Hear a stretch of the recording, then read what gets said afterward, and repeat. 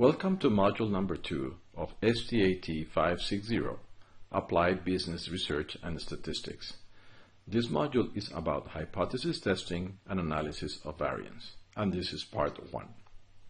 Upon the completion of this module, you should be able to obtain statistics from data sets using stat tools and interpreting reports, establishing confidence intervals from sample statistics, employing analysis of variance to compare sample statistics, create numerical models from business situations and draw supported conclusions, and write structured case study essays observing APA guidelines.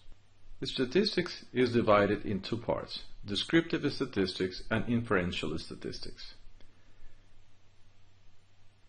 The descriptive statistics part includes methods of organizing and summarizing and presenting data in an informative way. It is a way to translate data into information.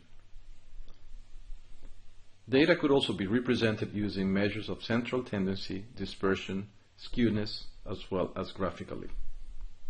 On this chart, we see the evolution of Honda worldwide automobile sales between 2002 and 2017. We can see a trend going up between 2002 and 2008.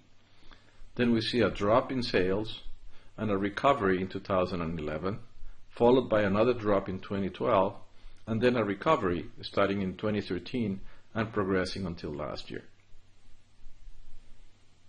There are other ways to represent data graphically, and we will use some of those as we progress through the course.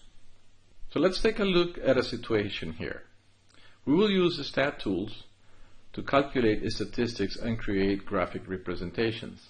As a senior analyst of a consumer magazine, you have been asked to produce a summary report showing mean, variance, standard deviation, skewness, kurtosis, median, range, first quartile, third quartile, and interquartile ranges.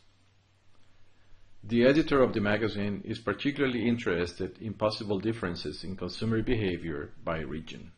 You can see this analysis in the first video tutorial for this module.